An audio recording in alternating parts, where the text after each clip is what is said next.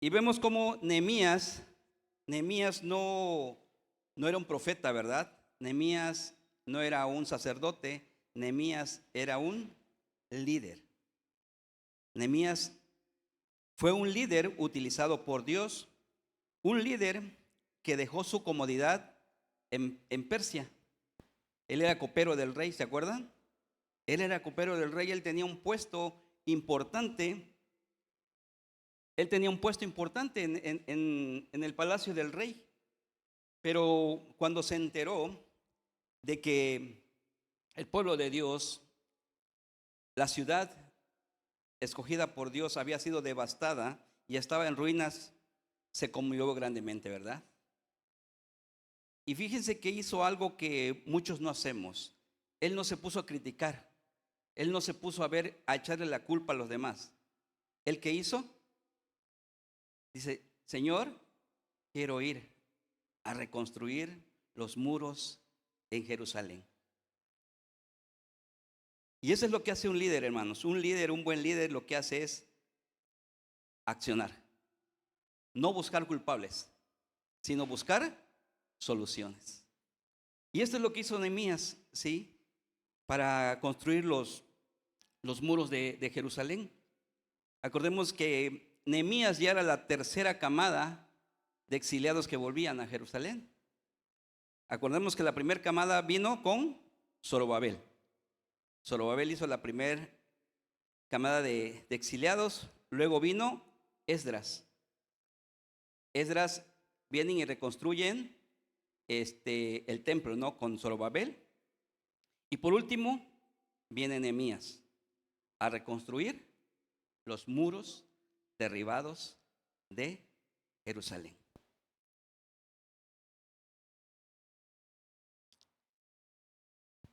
Y hoy vamos a empezar la segunda etapa de este libro. Miren, si se dan cuenta, y hemos leído un poquito, en Nehemías del capítulo 1 al capítulo 7, vemos que habla de la reconstrucción de los muros físicos de Jerusalén. Del 1 al 7 es la primera etapa de reconstrucción y se trata de reconstruir los muros de la ciudad. Y vamos a empezar que del 8 en adelante empieza la segunda etapa, que es la reconstrucción de los muros espirituales de Jerusalén. Amén. ¿Me ayudan a orar? Vamos a orar. Padre, en el nombre de Jesús te damos gracias. Gracias, amado Dios, por la vida de tu pueblo. Gracias, amado Dios, porque hasta hoy tu mano nos ha sostenido. Bendito Dios, yo te doy gracias y bendigo, Señor, la vida de toda tu iglesia. Y te pido, Señor, que tu Santo Espíritu sea dirigiéndonos, Señor, en este tiempo de servicio. Que sea tu Espíritu, Señor, usando mi vida, Padre. Simplemente soy un instrumento en tus manos, Señor. No soy nada, Señor, sino es porque tú estás aquí, Señor, bendito Dios, hablando, Señor, hablando a nuestras vidas. Gracias, Señor, porque nos has guardado. Gracias, Señor, porque has proveído de fuerzas, amado Dios, y has redarguido en nuestros corazones para el día de hoy, Señor, estar en tu casa, habitar bajo tu abrigo, morar, Señor, bajo tus alas. Padre, este servicio lo ponemos en tus manos y que sea tu Santo Espíritu hablando, Señor, a nuestras vidas. En el nombre de Jesús, amén, amén y amén. ¿Cuántos tienen gozo del Señor? Entonces hay que reflejarlo en nuestras caras, ¿verdad? O sea, el gozo se refleja. Ya nos explicaron que la alegría es una cosa, ¿verdad? Y el gozo es otra cosa. La alegría es circunstancial. La alegría es cuando nos pasa algo bueno, ¿verdad? Nos ponemos alegres.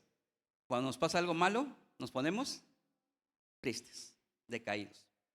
Pero el gozo, nos dice Santiago, ¿verdad? Tened por sumo gozo cuando os halléis en diversas pruebas. Me duele mi cuerpo, Señor, pero si tú me das fuerzas, tú conmigo y sigo adelante, ¿verdad? ¿Cuántos de nosotros no tenemos dolores en el cuerpo? ¿Verdad? ¿Cuántos de nosotros no tenemos situaciones difíciles, verdad? En nuestra vida diaria. Pero el gozo del Señor nos mantiene aquí. Y el gozo del Señor nos tiene que mantener con una sonrisa. ¿Sí? Y decirle, Señor, todo lo que tú estás pasando en mi vida es porque tiene un propósito. Ayúdame, Señor, y dame sabiduría, Señor, para que entienda yo cuál es el propósito de esta prueba, de esta situación. ¿Qué quieres decir a mi vida? ¿O para qué me va a servir esto que estoy pasando? Amén. Pero nos gocemos siempre. Porque de eso vamos a hablar. De eso vamos a hablar en esta mañana.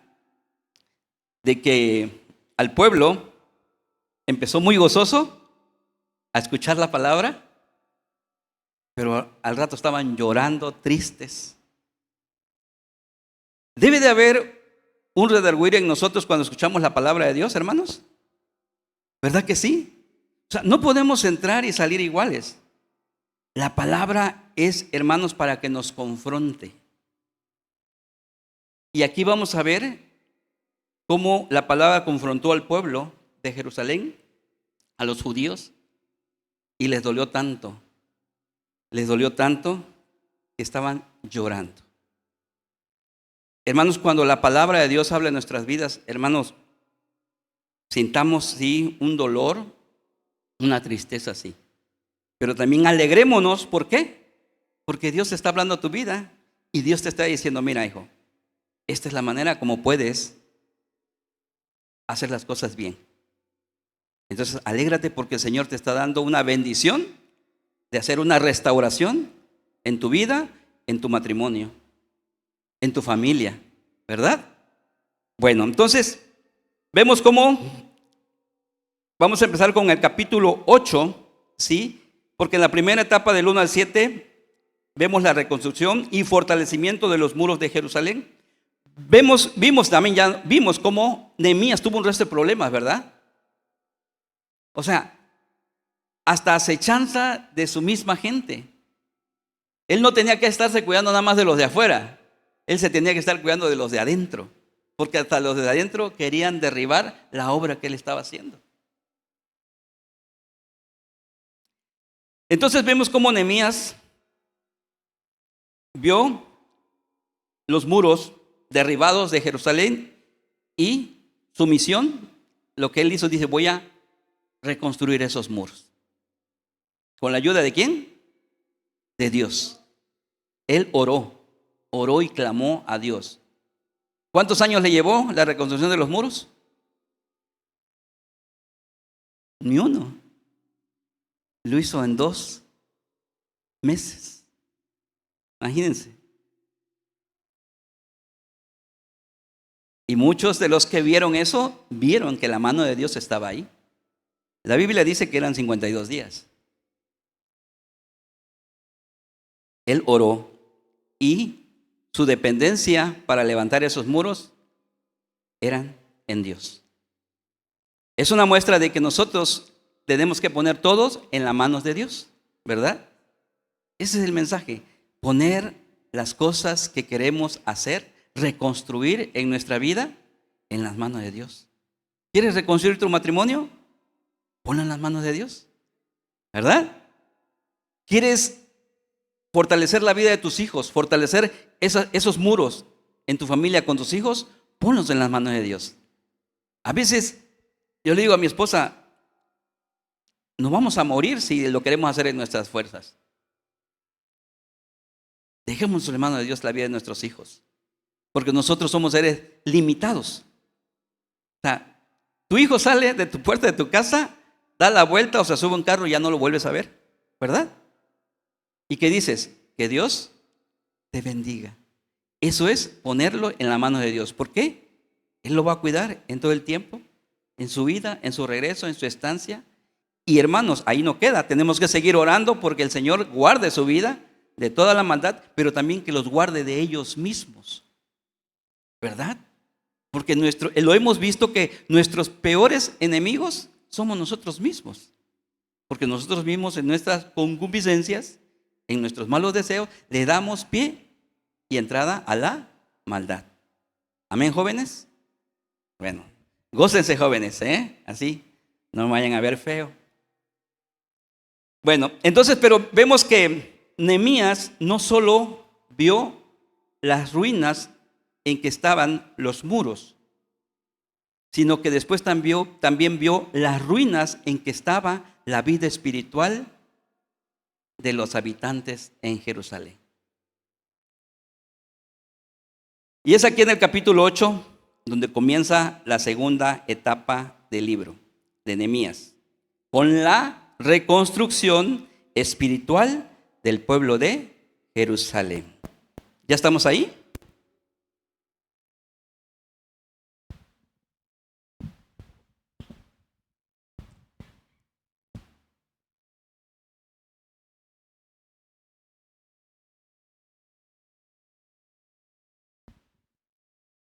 Vamos a leer Nehemías 8. Ténganlo ahí. Pero antes vamos a ver qué es restauración y qué es avivamiento, porque de eso vamos a hablar. El tema de la prédica de hoy se llama restauración y avivamiento espiritual. ¿Qué es restauración y avivamiento? Dice, son conceptos bíblicos que describen la renovación espiritual de los creyentes y el retorno de una relación íntima con Dios. Implica, oigan bien, el arrepentimiento sincero, no remordimiento, no, arrepentimiento sincero, la búsqueda de la santidad y la obra sobrenatural del Espíritu Santo para devolver al individuo o a la iglesia su estado original de bendición. De eso vamos a hablar el día de hoy y de eso va a hablar la palabra de Dios a nuestras vidas. ¿Cuántos quieren tener una restauración en su vida? ¿Cuántos quieren tener un avivamiento en su vida? Amén, amén. Todos lo deseamos. A veces pensamos que el avivamiento es cuando hacemos eventos, ¿verdad? Y hay música y la gente danza, la gente anda brincando y vemos una gran bulla y que todos levantan manos. No, hermanos. El avivamiento es otra cosa. Primero, restauración. ¿Qué es restauración? Volver al estado original. Se define como el acto de devolver algo a su estado original o mejorarlo, siendo una promesa divina para sanar quebrantamientos. ¿Qué involucra? Levantar muros espirituales caídos, como la adoración. Muchos hemos dejado de adorar, hermanos. Tenemos que levantar esos muros. Ya no hay iglesia que se postre, hermanos. Nos cuesta postrarnos. Bueno, a mí ya como a nosotros que nos rechina todo, pues tal vez, ¿verdad? Nos cuesta, ¿verdad? Pero hagamos el intento, ¿sí? Hagamos el intento. Pero hay muchos que no nos cuesta por no doblar las rodillas. Nos cuesta por no doblegar nuestro corazón y humillarlo ante Dios. Tenemos que restaurar esa parte, amados hermanos. ¿Qué otra cosa hay que restaurar? La lectura de la Biblia. Muchos ya no leemos la Biblia. Muchos nomás abrimos el celular y leemos nada más muchas cosas que nos mandan los hermanos, ¿verdad? Lean esta cadena, lean este texto y decimos, ok, hoy ya hice mi porción del día. Leí el texto que me envió mi hermano, ¿no? O que encontré ahí en las redes. No, hermanos, tenemos que agarrar nuestro libro y hacer un hábito, estudiar las Sagradas Escrituras. Amén. Y lo que más nos cuesta, que tenemos que restaurar en nuestra vida, en nuestra familia, la oración. Nos cuesta orar, ¿verdad? Y más si nos dicen a las 5:30 de la mañana. Nos cuesta. Pero hermanos, usted levántese a las 3 de la mañana y va a ver qué hermoso es. Nadie lo va a molestar. Al contrario, el Espíritu Santo lo va a acompañar en ese momento de quietud. Y es algo maravilloso. El Señor oraba, ¿verdad? Nuestro Señor Jesucristo oraba. ¿A qué horas? A las 12 del día. ¿A qué horas oraba Él? De mañana, muy de madrugada. Él todos los días iba al Padre. Iba al Padre. ¿Por qué, hermanos? Porque la oración, haga de cuenta que es como su celular. ¿Cuántas veces carga usted su celular en el día? Muchas veces, ¿verdad? Porque se descarga. Así somos nosotros. Tenemos que conectarnos al Señor para soportar todo lo que vamos a pasar en el día. Tenemos que estar conectados, que tenemos que estar cargados.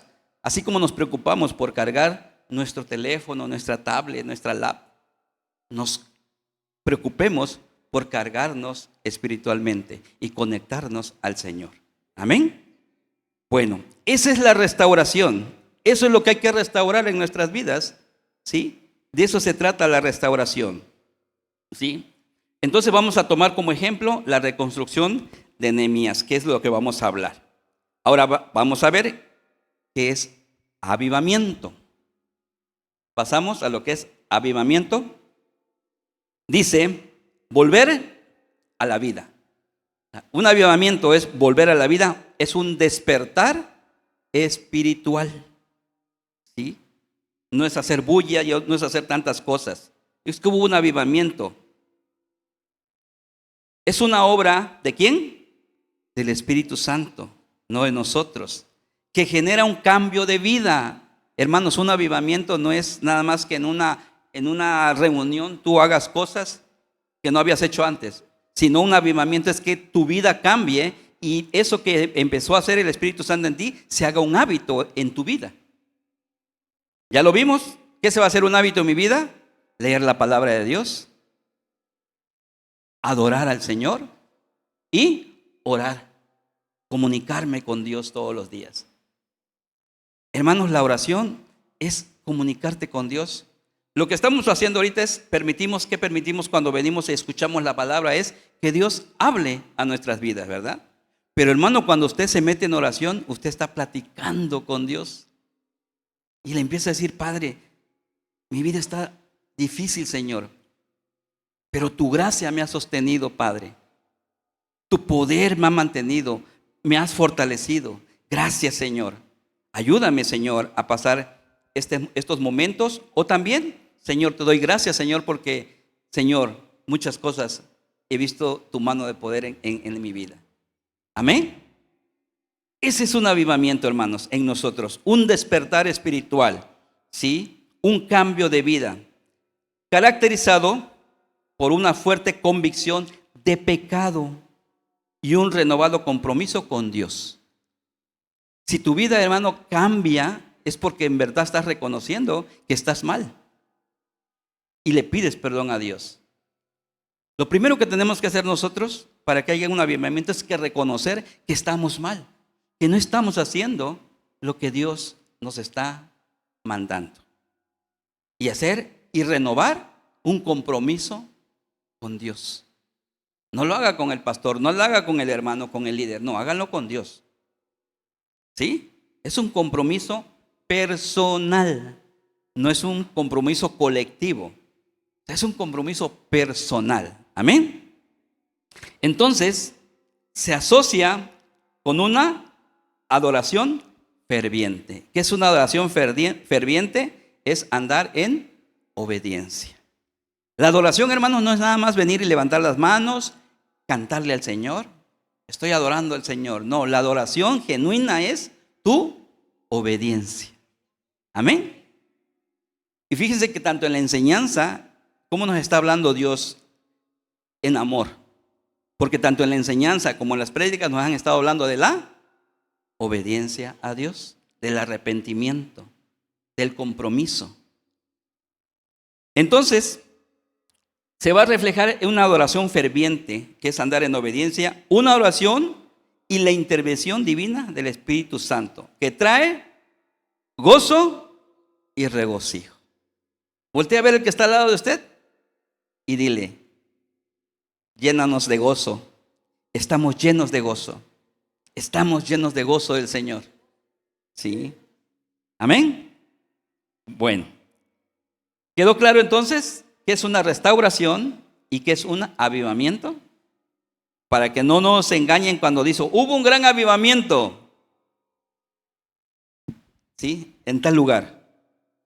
Hermanos, el avivamiento se va a reflejar y lo vamos a ver en los frutos de cada persona, ¿verdad? Es un nacer de nuevo y es una llenura del Espíritu Santo. A veces muchos dicen, es que fue lleno del Espíritu Santo. Pero a la otra semana lo ves que anda siendo la misma persona. Entonces no fue lleno del Espíritu Santo. Fue algo emocional nada más. Una persona que es llena del Espíritu Santo es aquella que anda en santidad, en obediencia. Dice el Señor, por sus frutos los conoceréis. Amén. Ok, bueno, entonces empezamos con el libro de Nehemías y vamos a leer Nehemías del versículo 1 al versículo 5.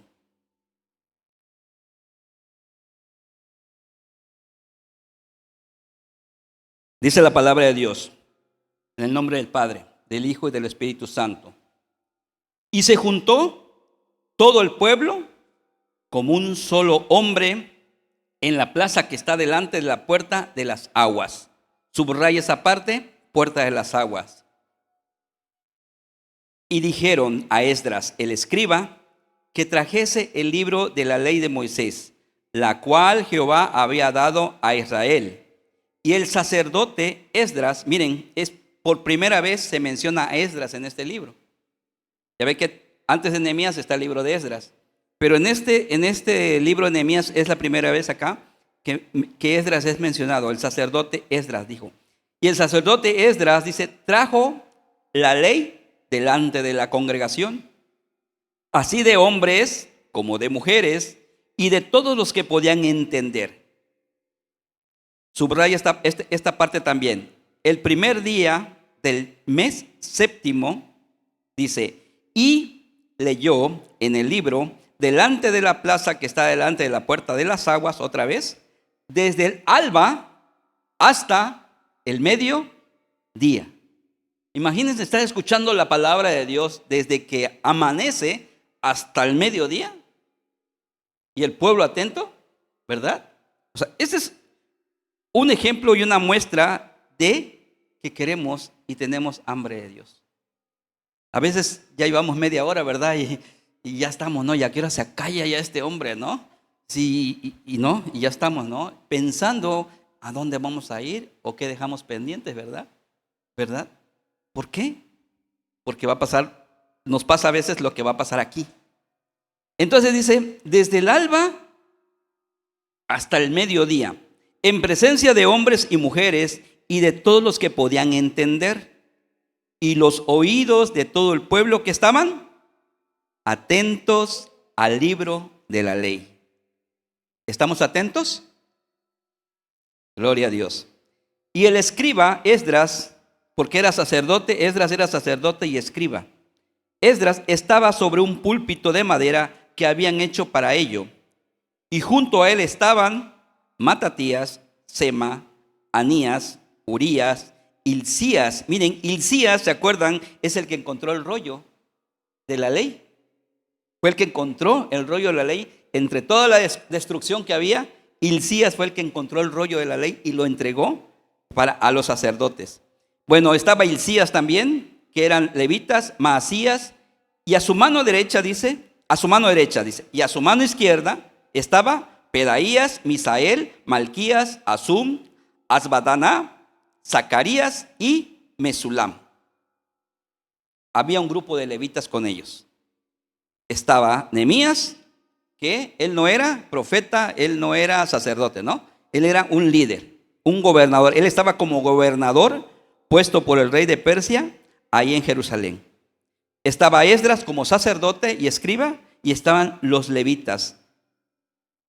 Y dice, abrió pues Esdras el libro a ojos de todo el pueblo, porque estaba más alto que todo el pueblo, y cuando lo abrió, dice, todo el pueblo estuvo atento.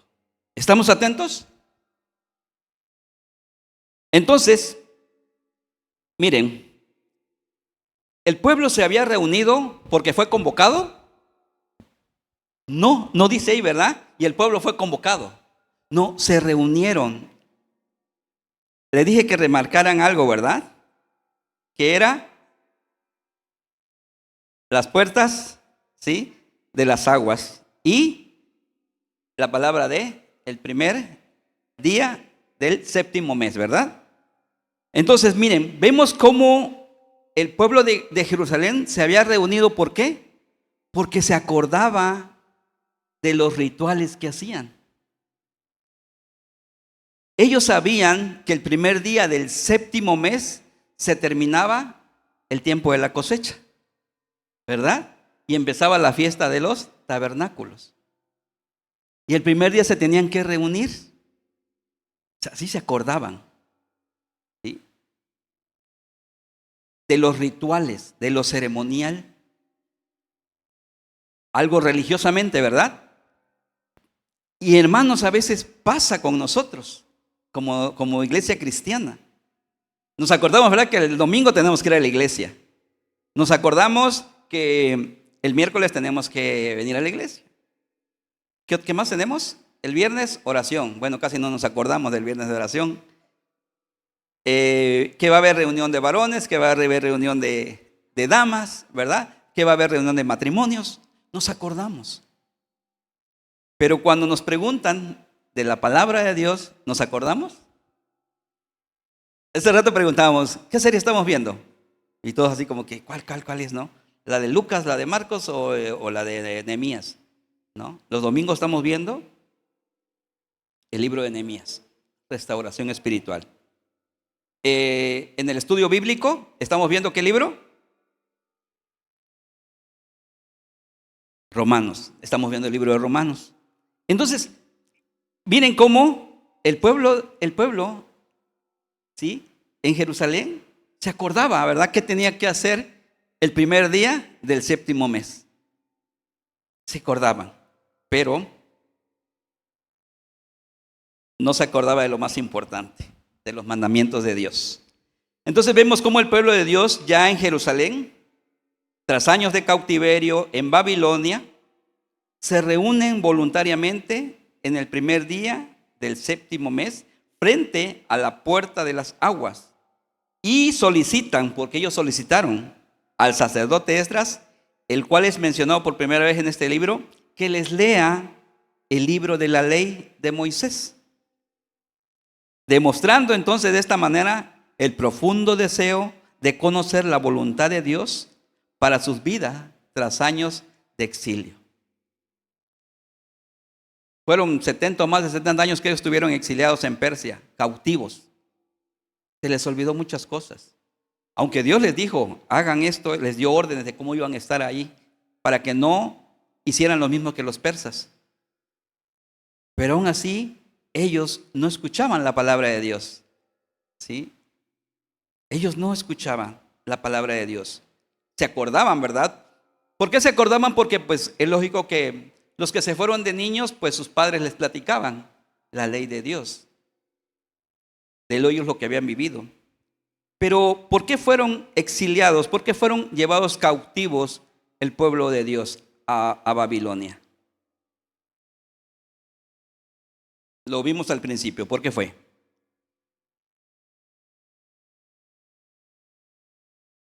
Por la desobediencia, por olvidarse de Dios. Entonces, esto es algo que nos hace reflexionar, ¿sí?, de lo que no tenemos que hacer. ¿Por qué? Hoy, hermanos, así como lo tenían ellos, lo tenemos hoy nosotros. Tenemos la palabra de Dios, ¿verdad?, a nuestro alcance. Ahora ya lo tenemos en nuestras manos. Antes no, era nada más por lo que decían los profetas y lo que leían los profetas. Ahora tenemos al alcance. Pero, hermanos, va a llegar el momento en que esto se va a hacer un silencio. No va a haber quien nos comparta. Mucha gente va a querer, así como ahorita, mucha gente va a querer que les compartan de la palabra, que les hablen de Dios, que les hablen del plan de salvación. Y hoy nosotros que lo tenemos, ¿qué hacemos? Lo menospreciamos.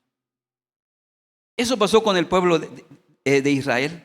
Menospreció la palabra de Dios y menospreció a Dios sobre todo. Porque, hermanos, no es nada más menospreciar la palabra que nos dan. Estás menospreciando a Dios Todopoderoso, al creador de todo, del cielo, de la tierra, de los mares, de todo lo que hay.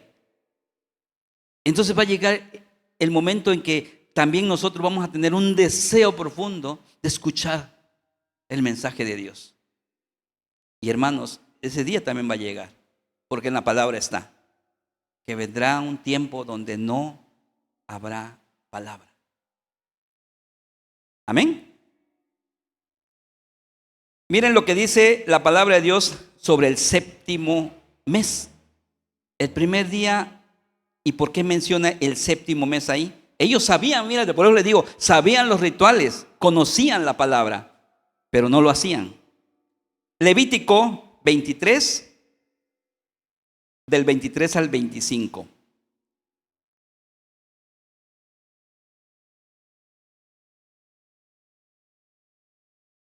Dice la palabra de Dios: y habló Jehová a Moisés diciendo: habla a los hijos de Israel y diles: en el mes séptimo, el primero del mes, tendréis, ¿qué dice? Día de reposo, una conmemoración al son de trompetas, y miren, y una santa convocación. Ningún trabajo de siervos haréis, y ofreceréis, dice, ofrenda encendida a Jehová. ¿Se acordaban o no se acordaban de este acto ceremonial? ¿Se acordaban? Ellos solitos fueron, nadie los llamó, ellos se reunieron. ¿Sí? ¿Por qué? Porque sabían que había que hacer este acto ceremonial. Ahora hablemos la puerta de las aguas. La puerta de las aguas dice que eran una de las 12 puertas de la muralla de Jerusalén. Miren, esta puerta era crucial porque era la puerta donde se suministraba el agua y entraba el agua para que tuvieran agua en la ciudad. O sea, era fundamental. Era crucial para el suministro de agua desde el manantial de Gijón. Ahora, teológicamente, esta puerta representa el efecto purificador de la palabra de Dios sobre el creyente. ¿Sí? ¿Están viendo todos la imagen? Sí, ¿verdad? Esta puerta representa el efecto purificador de la palabra de Dios sobre el creyente, a menudo asociada ¿con qué? Con el agua viva y la limpieza interior. ¿Sí? Entonces, no era por casualidad que ellos se reunieron ahí en la puerta de las aguas. No, tenía un significado y sabían por qué se habían reunido frente a la puerta de las aguas. Dice Efesios 5:26. Efesios 5:26. Para santificarla, habiéndola purificado, ¿qué dice? En el lavamiento del agua por la palabra. ¿Sí? ¿Por qué estaban siendo ellos purificados en ese momento? ¿Qué se les estaba leyendo? La palabra de Dios. La palabra de Dios. No había bautizo, así que no podemos meter el bautismo acá. ¿Sí? No había bautizos ahí. Estaban siendo purificados por la palabra de Dios. Dice Juan 7:38, Juan 7:38, el que cree en mí, como dice, ¿qué dice? La Escritura, dice el Señor, de su interior correrán ríos de agua viva. Como dice la Escritura, dice el Señor. ¿Qué decía la Escritura en el Antiguo Testamento? Vamos a Isaías 44:3. Tenemos que ir relacionando todo. ¿Por qué? Porque la Biblia se contesta por sí misma. Isaías 44:3 dice, porque el Señor en Juan 7:38 dice, como dice la Escritura. ¿Qué dice la Escritura? En Isaías 44:3 dice la palabra, porque yo derramaré agua sobre el sequedal y ríos sobre la tierra árida. Mi espíritu derramaré sobre tu generación y mi bendición sobre tus renuevos. ¿No es maravilloso Dios? Denle una ofrenda de palmas al Señor.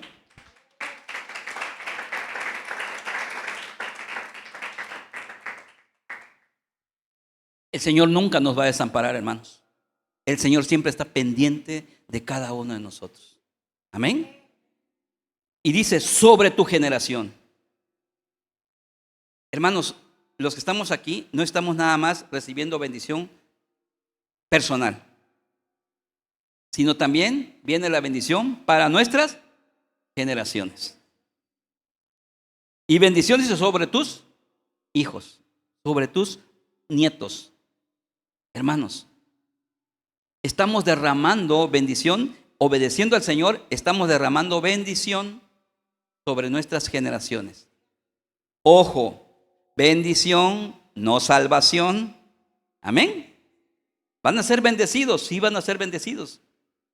Aunque se porten mal, van a ser bendecidos. Pero ¿van a ser salvos? Eso depende de cada uno de ellos. Que reciban al Señor y van a ser salvos. Pero bendecidos van a ser. ¿Por qué? Porque muchos de nuestras familias no andan con el Señor, ¿verdad? No andan. Andan fuera de la luz y andan en la oscuridad. Pero el Señor los desampara. ¿No les da de comer el Señor? ¿No les da vestido el Señor? ¿Sí? ¿No les da el aire el Señor? Dice la palabra, ¿va? Que el Señor hace salir el sol para buenos y para malos. Ese es nuestro Dios. ¿Qué espera de ellos? Que se arrepientan, como nosotros. Porque de ahí venimos nosotros. De ahí venimos, ¿verdad? Entonces, ¿vamos a bendecir a nuestras generaciones con nuestra obediencia? Sí, las vamos a bendecir. La salvación es otra cosa. Ese es otro tema. Continuamos con el libro de Nehemías. Nehemías 8, vamos a leer Nehemías 8 del 6 al 12. Entonces, ¿qué es lo que tenía? Nos regresemos tantito. ¿Qué es lo que tenía el pueblo en ese momento? Cuando se convocó y le dijo al sacerdote Esdras, léenos la ley de Moisés. ¿Qué tenían ellos? Hambre de la palabra. Hermanos, tenemos que tener hambre de la palabra nosotros. Como padres, ¿cómo debemos anhelar, verdad? Que nuestro hijo nos diga, ¿verdad? Papá, ¿me puedes leer el libro de Santiago? ¿Verdad? Qué hermoso sería. O nosotros también, a ver, hoy vamos a estudiar el libro de Nehemías. Eso es tener hambre de la palabra. Pedir. ¿Pero qué pedimos? Desayuno, comida, cena. ¿Ah? ¿Sí? ¿Verdad? Eso es lo que pedimos. ¿Sí? ¿Ah? Y el gasto. ¿Verdad? O sea, pedimos. Pero pedimos mal, dice el Señor, ¿verdad? Porque pedimos nada más para nuestros deleites. Y a veces todavía nos preguntamos, Señor, ¿por qué mi vida no cambia? Decía nuestro hermano hace rato en la enseñanza, ¿verdad? ¿Por qué sigo igual? Pues la respuesta está, ¿verdad?, en nosotros mismos. ¿Qué estoy dejando de hacer? Porque una cosa es que seamos religiosos. O sea, venimos a la iglesia, limpiamos la iglesia, ¿sí? Comparto. Pero mi vida espiritual y mi vida íntima es un desastre. Aquí soy uno, pero allá afuera soy otra persona. A la vista de todos soy uno, pero en mi intimidad soy un demonio, ¿verdad? Porque ando viendo lo que no debo ver, ando hablando lo que no debo hablar y ando haciendo lo que no debo hacer. Pero como allá en mi trabajo no me ve mi pastor o no me ven mis hermanos, pues le entro a todo, ¿verdad? En mi escuela no me ven mis papás ni mis hermanos, pues hago con mis compañeros de escuela lo que sea. Entonces, tenemos que ser obedientes en todo tiempo y en todo momento. Hambre de la palabra. Eso es lo que tenía el pueblo en Jerusalén. Hambre de la palabra. Y decía, léenos, léenos. Y Esdras hace esa parte. Y miren con lo que empieza. Bendijo entonces Esdras en el 6. Bendijo entonces Esdras a Jehová y dijo, Dios grande. ¿Y todo el pueblo qué dijo? ¿Solo una vez? 2 veces. Amén y amén. Así dijo el pueblo, ¿sí? ¿Qué dice? Alzó sus manos. ¿Y qué más hicieron? Y se humillaron y adoraron a Jehová, inclinados a tierra. Amén. Entonces, si está, ¿por qué no lo hacemos? ¿Verdad? O sea, es una muestra que nos están dando, ¿no? ¿Sí? Lo tenemos que hacer. ¿Por qué lo estaban haciendo ellos? Porque tenía rato que no lo hacían, ¿verdad? Allá en Persia no les daban que hicieran sus reuniones y que adoraran a su Dios, no. Estaban cautivos, ¿sí? Y bajo el mando de un rey y bajo otros dioses. ¿Ok? Bueno, y a veces así andamos nosotros, bajo el mando no de nuestro Señor Jesucristo, sino bajo el mando de otras cosas. Amén. Entonces dice el 7, y los levitas, Yeshua, Baní, Serebías, Jamín, Acub, Sebatía, Odías, Maasías, Kelita, Azarías, Josabet, Anán y Pelaía, dice, hacían entender al pueblo la ley. Y el pueblo estaba atento en su lugar y leían el libro de la ley de Dios claramente y ponían, dice, el sentido de modo, ahorita les explico cuando dice, y ponían el sentido, de modo que entendiesen la lectura. Y Nehemías, el gobernador, acordemos que Nehemías era el gobernador de ahí en Jerusalén, era el líder, y el sacerdote Esdras, dice, escriba, y los levitas que hacían entender al pueblo, dijeron a todo el pueblo. ¿Qué día es hoy? Hoy es el día santo para el Señor. Y dijeron a todo el pueblo, día santo es a Jehová nuestro Dios.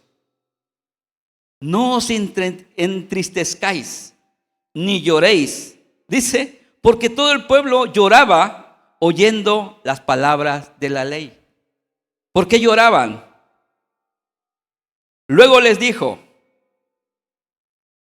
id, comed grosuras y bebed vino dulce y enviad porciones a los que no tienen nada preparado, porque día santo es a nuestro Señor. No os entristezcáis, porque el gozo de Jehová es nuestra fuerza. Los levitas pues hacían callar a todo el pueblo. Ya me imagino la gritería, ¿no? Conmiserándose, condoliéndose y bueno, y haciendo una gran bulla. ¿Ah? Y dicen los levitas, cállense. ¿Ah? Y los levitas pues hacían callar a todo el pueblo. Porque a veces así nos pasa, ¿verdad? Hacemos más bulla y no actuamos. Diciendo, callad, porque es día santo y no os entristezcáis. El 12, y todo el pueblo se fue a comer y a beber y a obsequiar porciones y a gozar de grande alegría, porque habían entendido las palabras que les habían enseñado. Por eso les digo, hermanos, venimos a la casa del Señor con gozo. ¿Traemos situaciones difíciles? Sí. ¿Pero confiamos en Dios? Entonces, ¿sí? Y ahorita ya cambiaron las caritas, miren. ¿Sí? Entonces, eso es lo que les dijo. Dice, ¿qué hubo a estas palabras? Hubo una reacción a la explicación de la palabra de Dios. Por eso, hermanos, es muy importante que cuando nosotros compartamos de la palabra, la expliquemos. A veces le hablamos a alguien, ¿no? Y le decimos, mira, es que dice Juan 3:16.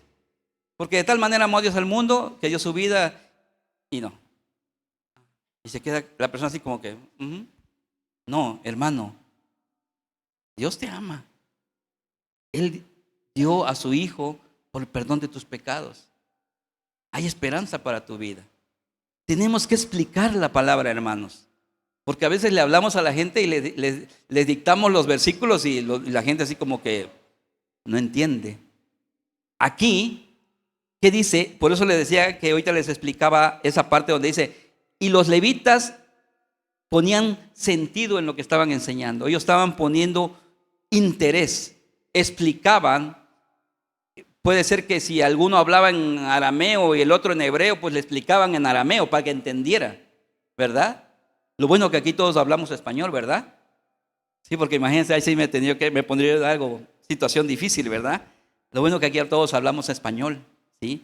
Pero ¿cómo tenemos que pedirle al Señor que nos dé la gracia, verdad? Porque va a llegar un día que usted pueda compartir con un hermano, ¿sí?, que habla una lengua indígena. ¿Cómo? Tenemos que pedirle al Señor que nos dé gracia para cómo le vamos a explicar y que entienda el mensaje, ¿verdad? O si se encuentra con un chino, ¿verdad? Pues no le va a hablar al pastor Miguelín, ¿verdad? Al pastor Miguelín, fíjate que tengo esta situación. O en inglés igual también, pastor Miguelín, fíjate que, ¿cómo se dice esto en inglés? Pídale a Dios que le dé gracia para poder explicar correctamente la palabra de Dios, sea entendida y el mensaje, ¿verdad?, llegue a nuestros corazones. No se quede acá nada más, sino que penetre. Dice que la palabra de Dios es como una espada de doble filo, dice, que penetra hasta lo más profundo. Duele, va a doler, pero va a sanar, porque va a sacar toda la pudrición que hay adentro. ¿A poco usted cuando va a una curación a un centro de atención médica, no, le hacen así con la gasita, ¿verdad? Si está su herida y nomás le hacen así y le limpian? Nada más, ¿verdad? Le ponen así una curita y ya, váyase. ¿Verdad que no? Uno hasta le quiere pegar a la enfermera porque dice, como a ti no te duele, ¿verdad? Como a ti no te duele, le estás haciendo, pero es necesario que se limpie y se saque todo lo malo. Así es la palabra de Dios. Entonces, ¿qué tuvo el pueblo de Dios después de que el sacerdote Esdras le leyó la palabra? Hubo una reacción y se pusieron a llorar. ¿Por qué? Porque se dieron cuenta, ¿verdad?, qué tan mal estaban y qué tan lejos estaban. Ellos, como dice mi hermano, ¿verdad?, tú eres judío o tú eres cristiano y te sientes muy cerca de Dios, ¿verdad? Ellos eran judíos. Los que estaban llorando eran judíos, pero estaban tan lejos de Dios que por eso estaban llorando y gritando ahí. Entonces vemos cómo el pueblo es llevado por medio de Esdras a un tiempo de humillación primeramente y de adoración. Hermanos, ante todo siempre hay que reconocer quién es Dios, ¿verdad? Y es lo primero que venimos a hacer, adorar a Dios, a reconocer quién es Él, el Dios Todopoderoso. Los levitas, dice, leían el libro y traducían y explicaban. No nada más les leyeron y el que entendió, entendió y el que no. No, les explicaban. De modo que entendiesen la lectura. Esto resalta la necesidad de una enseñanza siempre, hermanos, clara para que la palabra transforme el corazón y no nada más nuestros oídos, ¿verdad? Esa es la importancia de siempre escudriñar la palabra. Por eso yo les decía la vez pasada, la palabra de Dios se lee, se estudia y se investiga. Porque si nada más la leemos, pues lo vamos a leer como cualquier libro.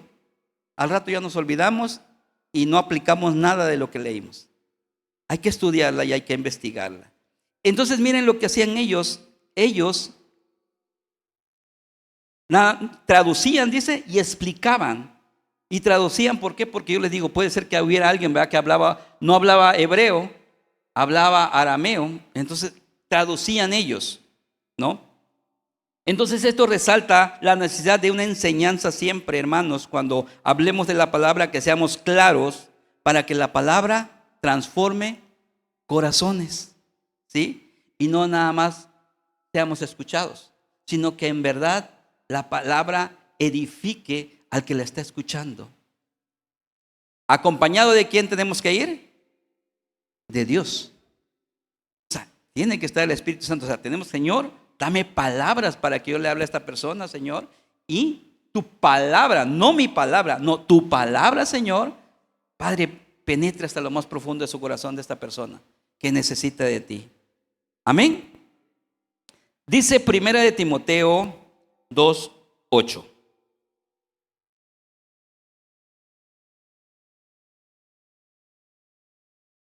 Dice Pablo, le dice a Timoteo: quiero, pues, que los hombres, dice, oren en todo lugar, levantando ¿qué? Manos santas, sin ira ni contienda. Hermanos, no puedes ir a predicar la palabra de Dios si andas te peleando con todo el mundo. Y no quieras tú que haga efecto la palabra que vas a dar si andas en contienda con todos los demás. Amén. Para que la palabra haga efecto, tienes que ir en santidad, de la mano de Dios, con el Señor, para que la palabra obre en la persona, porque no somos nosotros, hermanos, nosotros no tenemos ningún poder. Yo no tengo ningún poder. Estoy hablando de la palabra de Dios, que es la palabra, ¿verdad?, de Dios, ¿sí?, la que tiene el poder para transformar nuestras vidas.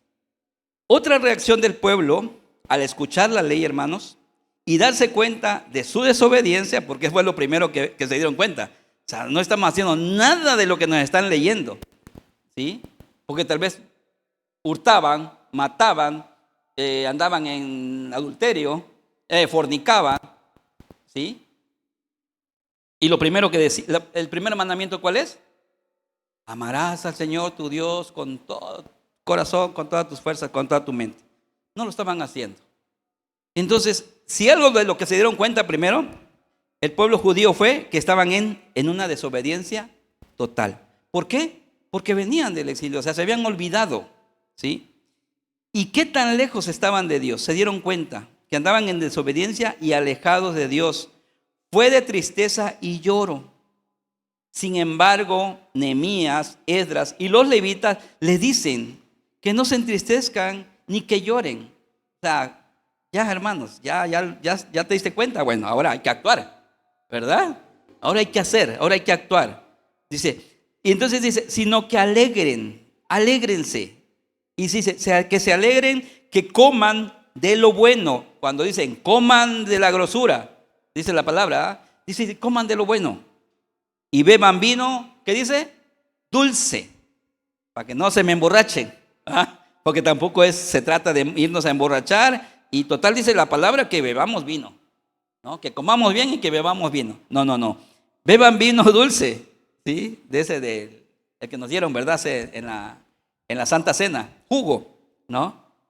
Para que no lo vayan a tomar de pretexto, ¿sí? No, el hermano dice que ahí la palabra dice, ¿no? ¿Sí? Y dice, y beban vino dulce, para que no se emborrachen, que compartan con el que no tiene. ¿Por qué lo mandó a hacer el Señor eso? ¿Por qué los mandó a hacer eso? Porque no lo hacían. Cada quien miraba por lo.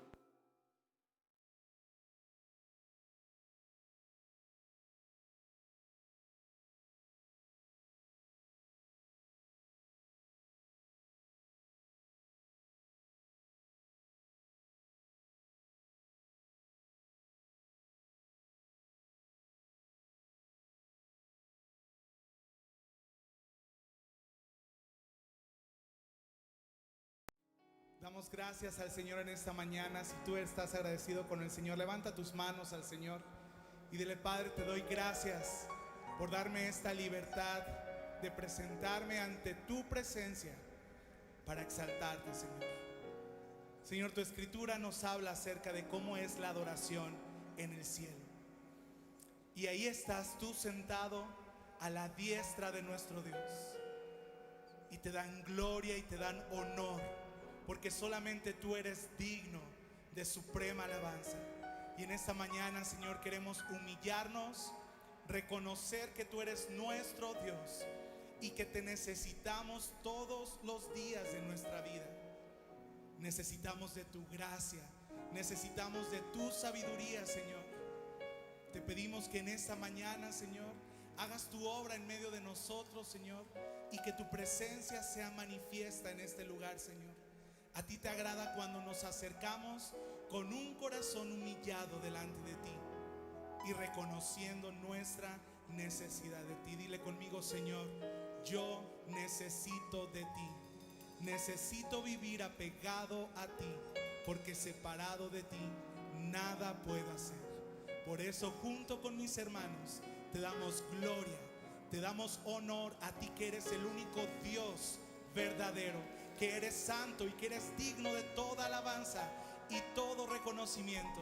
En el nombre de Jesús, y decimos juntos, amén. Y vamos a dar un fuerte aplauso al Señor.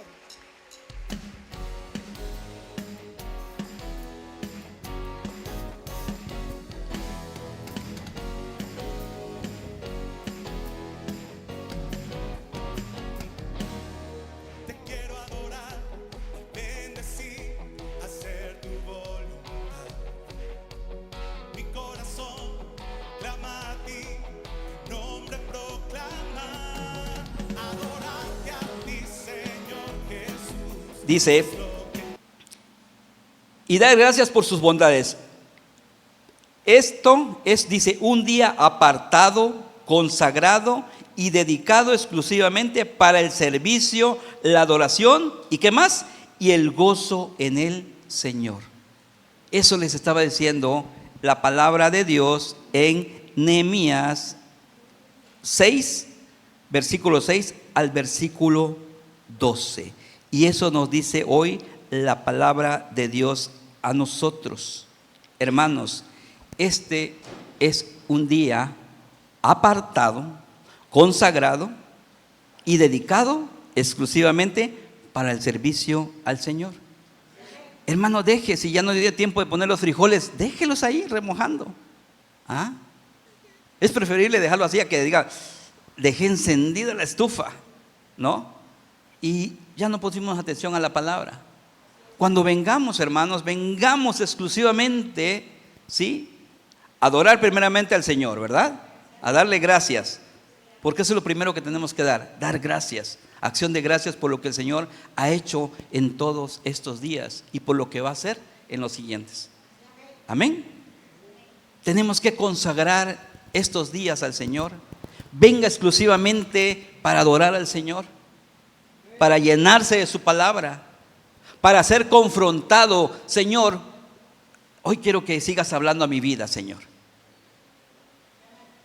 y que me sigas restaurando, que me sigas confrontando, que me sigas reprendiendo, Señor, porque sé que todo lo que haces va a ser para bien de mi vida y para los demás. Pero muchos que venimos por cumplir, ¿verdad? Como el pueblo, nos reunimos porque sabemos que tenemos que reunirnos, pero de la palabra no sabían nada. Cuando les empiezan a decir la palabra, se empiezan a dar cuenta qué tan lejos estaban de Dios. Hermanos, nosotros podemos estar cerca y muy cerca de las iglesias, pero muy lejos de Dios. ¿Sí? ¿El Señor lo dijo o no lo dijo? Lo dijo, ¿verdad? Con su boca me honran, pero su corazón, dice, está muy lejos de mí. Hermanos, vamos a hacer esa iglesia, hermanos, que esté cerca del Señor, que esté cerca de la presencia de Dios, en nuestros hogares, en nuestro trabajo, en nuestras escuelas.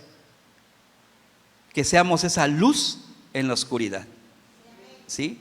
No que llegamos como focos pero fundidos, donde hay oscuridad. Entonces, ¿qué vamos a alumbrar? Nada. O nos parecemos de esos intermitentes, ¿verdad? Se enciende, se apaga, se enciende, se apaga, ¿verdad? ¿Por qué? Porque entre ratitos soy cristiano, entre ratitos soy mundano y así ando, mi intermitente, ¿verdad? No, seamos luz, luz en la oscuridad. Entonces vamos a la palabra de Dios. ¿Sí quedó claro, hermanos, verdad? ¿No? La reacción que tiene que haber ante la palabra de Dios. Tenemos que reaccionar, hermanos. Nos tiene que doler, nos tiene que contristar así y decir, Señor, estoy fallando. Dice 1 Timoteo 2:8, quiero pues que los hombres oren en todo lugar, levantando manos santas. Esa ya se la había leído, ¿verdad? Íbamos, nomás lo estaba yo checando, nomás estoy checando si están atentos, ¿sí? Íbamos a ver Deuteronomio, ¿verdad? Deuteronomio 12:7. Dice, algo que estaban haciendo, que ellos sabían que tenían que hacer, y que los levitas les estaban mandando. Está en Deuteronomio 12:7. Dice, y comeréis allí delante de Jehová vuestro Dios. ¿Y qué dice? y os alegraréis vosotros y vuestras familias en toda obra de vuestras manos, en la cual Jehová tu Dios te hubiere bendecido. ¿Qué tenemos que venir a hacer aquí? Alimentarnos espiritualmente, tener hambre de la palabra, ¿sí? Comamos de la palabra delante del Señor y nos alegremos, aunque nos duela, digamos, Señor, volví a fallar, pero Señor, ayúdame, Señor, porque quiero cumplir tu palabra, quiero honrarte, Señor, quiero glorificarte y quiero ser un verdadero adorador en espíritu y en verdad. Amén. Bueno, vamos a terminar con Nehemías 8, 13, versículo 13 al 18. Dice la palabra: al día siguiente se reunieron las cabezas de las familias de todo el pueblo, sacerdotes y levitas, a Esdras el escriba, dice, para entender las palabras de la ley. O sea, dice Señor, vayan, coman, ¿sí? Y al otro día sigue, porque duraba 7 días ese evento. Para los judíos es muy importante el número 7, ¿verdad? Es muy importante. Para ellos es muy importante y lo sabían ellos. Entonces, en las cosas ceremoniales ellos estaban, pero al 100, sabían, ¿sí? Dice, y hallaron escrito en la ley que Jehová había mandado por mano de Moisés que habitasen los hijos de Israel en tabernáculos en la fiesta solemne del mes séptimo. Celebraban la fiesta de los tabernáculos.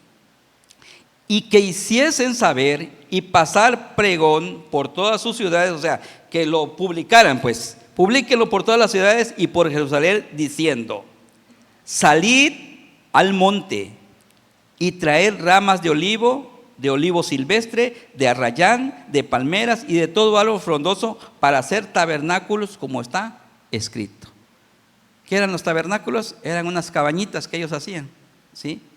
Como la hora que tenemos nosotros en nuestras casas de campaña, ellos hacían, ¿sí? ¿Tiene su significado? Tiene un significado. Salió pues el pueblo y trajeron ramas e hicieron tabernáculos, cada uno sobre su terrado, en sus patios y en los patios de la casa de Dios, en la plaza otra vez de las puertas de las aguas y en la plaza de la puerta de Efraín.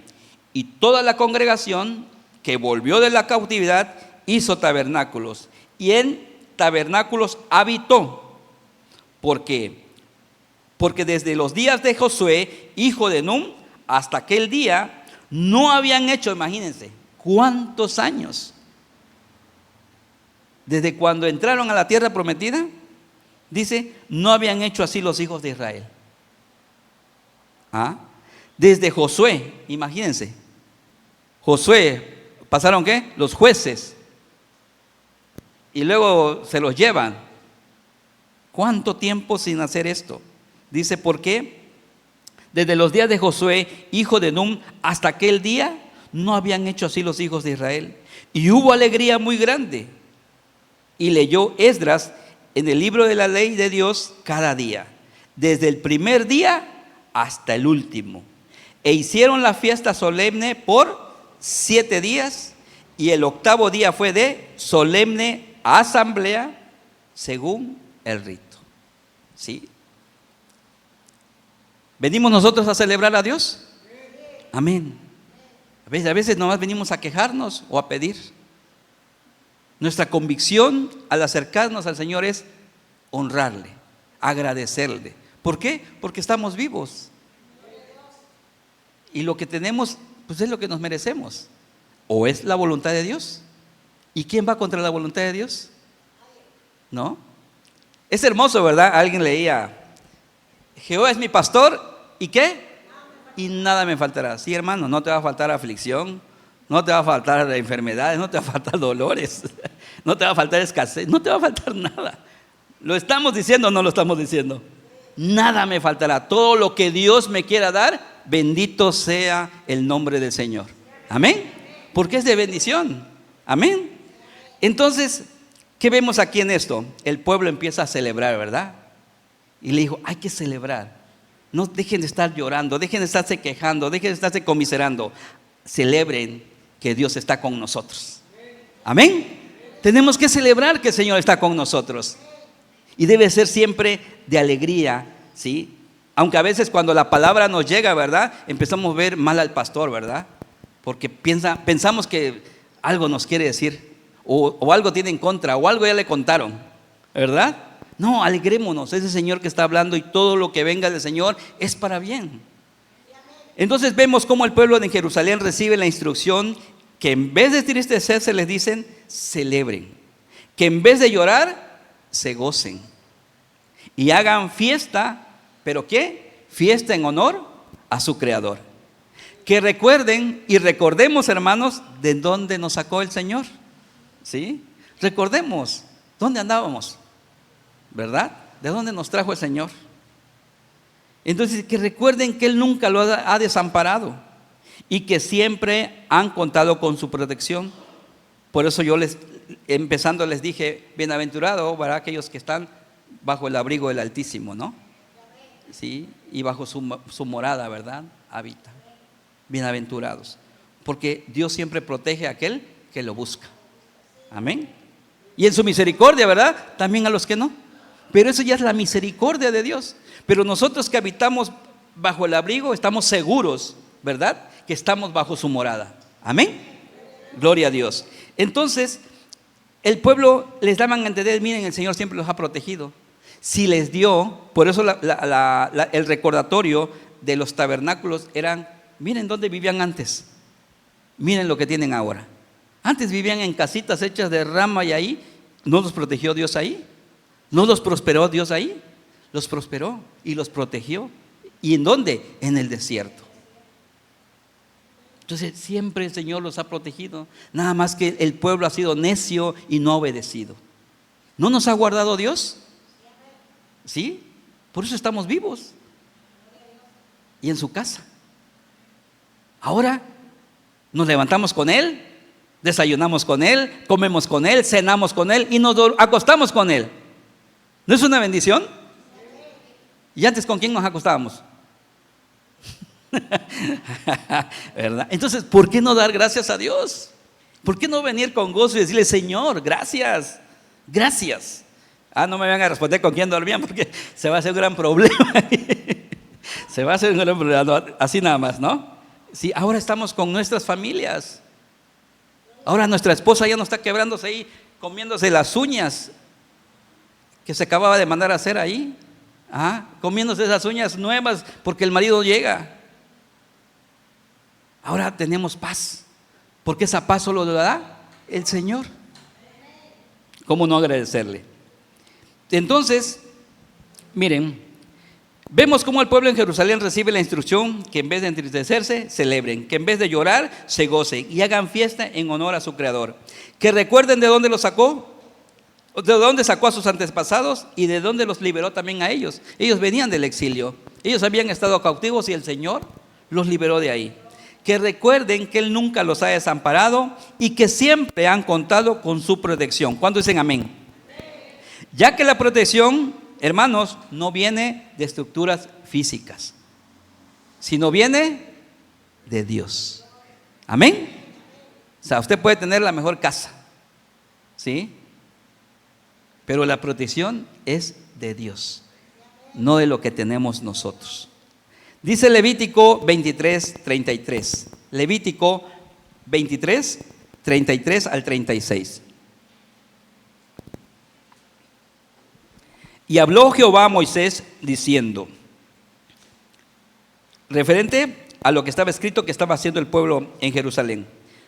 Y habló Jehová a Moisés diciendo, habla a los hijos de Israel y diles, a los 15 días de este mes séptimo será la fiesta solemne de los tabernáculos, a Jehová por 7 días. El primer día, ¿qué dice? Habrá una convocación. Así empezamos el texto. En el primer día, ¿verdad? Dice, del séptimo mes. Ellos lo estaban cumpliendo. ¿Sí? En el primer día habrá santa convocación. Ningún trabajo de siervos haréis. 7 días ofreceréis ofrenda encendida a Jehová. El octavo día tendréis santa convocación y ofreceréis ofrenda encendida a Jehová. Es fiesta, ningún trabajo de siervo haréis. Hermano, usted cuando venga y dedique un día al Señor, deje todo y ofrézcaselo al Señor. Y aun que salgamos de aquí, sigamos en la presencia del Señor. O sea, no lo pongamos como nuestro teléfono, ¿va? Modo avión, ¿no? Y ya, muerto el teléfono. Y nosotros aquí estamos en modo cristiano. Salimos y nos ponemos en modo mundano. ¿Sí? Muertos. No, sigamos, continuemos. Miren, la fiesta de los tabernáculos, que es el Sucot, obliga a los israelitas a habitar en cabañas temporales durante 7 días en el mes séptimo. Pablo les dijo, vayan y hagan tabernáculos, ¿sí? ¿Para qué?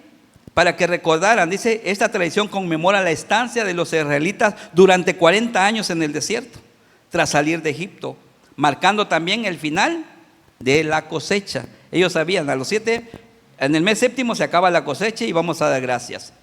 Las ramas de los árboles frondosos utilizadas en el Sucot, que es el tabernáculo, simbolizan la fragilidad de la vida, hermanos. ¿Sí?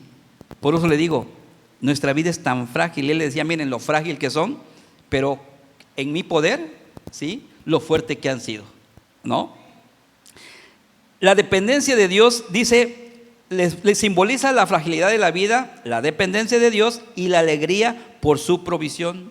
A diferencia de otros sacrificios, Dios instruyó que cada persona construyera su propia cabaña, lo que personalizaba la relación de gratitud entre el individuo y el Creador. ¿Sí? Vamos a bendecir, sí, a nuestras familias, pero la salvación es individual. Cada uno tiene que hacer su propio tabernáculo para el Señor.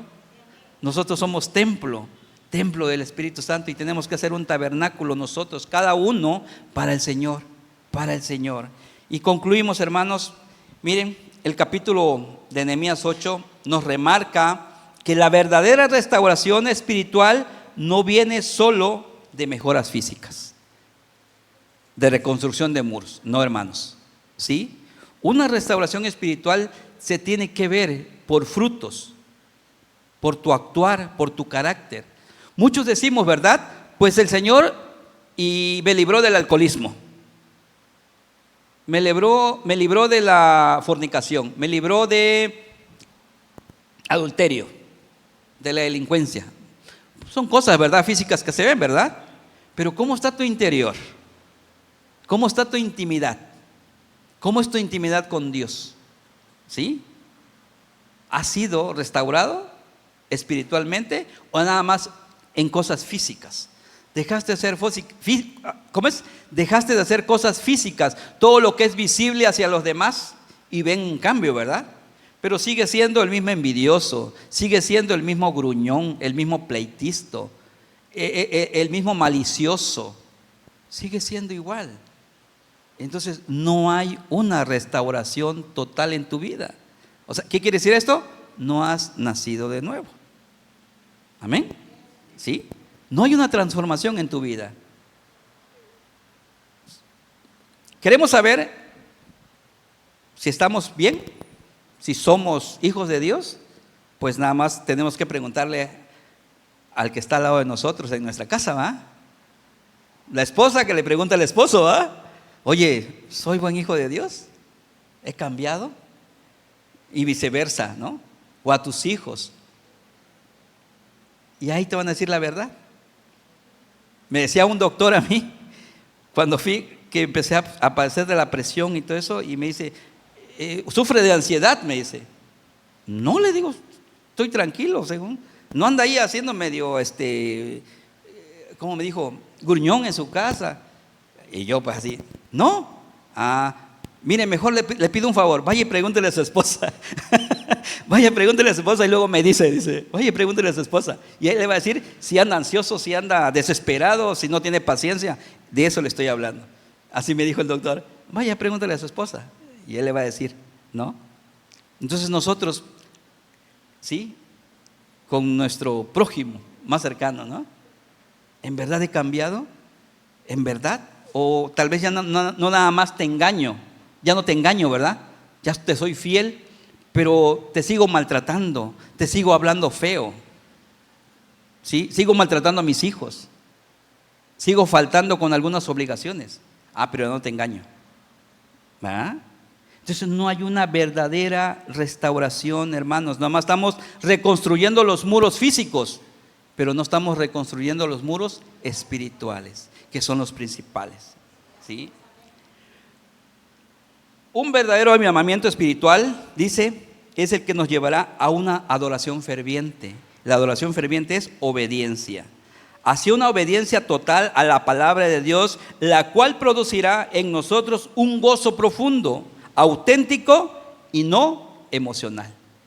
A veces nos emocionamos, pero no cambiamos. También subraya que no solo debemos ser restaurados externamente, sino también internamente. O sea, la restauración tiene que ser tanto física como espiritualmente. Tomando como ejemplo la reconstrucción de Nehemías. Él no nada más dijo, bueno, ya reconstruí los muros caídos de la ciudad, acabó. No, él dijo, no, ahora hay que reconstruir al pueblo, porque los miraba derribados, ¿sí? Nehemías pasó de levantar muros caídos físicamente a levantar los muros espirituales caídos del pueblo de Dios. Hermanos, como líderes, varones, estamos obligados a levantar esos muros. Amén. Y tenemos una ayuda idónea, ¿sí?, para que nos sostenga y nos fortalezca en el nombre del Señor. Así que hay que levantar, hermanos. Si tus muros espirituales, si tus muros físicos ya los levantaste, levanta también tus muros espirituales, que son los que van a sostenerte en verdad, en tu caminar en Cristo. Amén. Oramos. Padre, te damos gracias, Señor, por tu infinita misericordia. Y primeramente, Señor, te pedimos perdón. Perdónanos, Señor, porque no hemos sido, Señor, bendito Dios, obedientes. No hemos estado atentos a tu palabra, bendito Dios. No hemos guardado tus mandamientos, eterno Padre. Señor, y como el pueblo en Jerusalén, bendito Dios, Señor, a veces sí lloramos, sí, Señor, hay remordimiento, Señor, pero no hay un genuino arrepentimiento, bendito Dios. Ayúdanos, Señor, a llegar a ese punto.